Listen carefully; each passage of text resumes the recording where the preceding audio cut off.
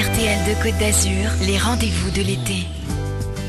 Nice au sommet du Mont Blanc par les routes historiques, mais attention, sans utiliser de mode motorisé. Les deux protagonistes de cette expédition sont Frédéric Boyer et Fabrice Anfosso.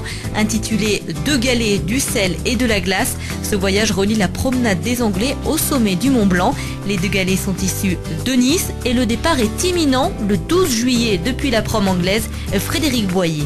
Deux galets, du sel et de la glace, puisqu'en fait l'expédition a pour but un petit peu en symbole de prendre ces deux galets, de relier la mer au plus haut sommet d'Europe.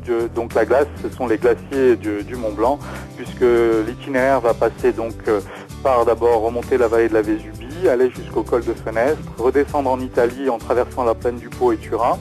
Après, on traversera le Val d'Aoste pour arriver à Courmayeur au pied du Mont Blanc. Et à partir de là, on quittera les vélos. On tentera de faire le sommet du Mont Blanc. Ce projet a pour but de valoriser de manière originale les routes reliant Nice à Turin, à la Savoie.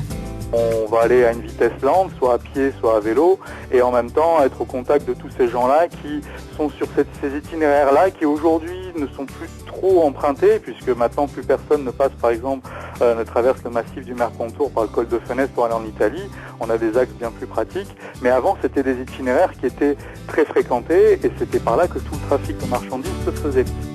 À l'issue de cette expédition, un ouvrage sera présenté en novembre 2012 aux éditions Mémoire millénaire avec le titre « Deux galets, du sel et de la glace », retraçant le périple et en même temps l'histoire de ces routes.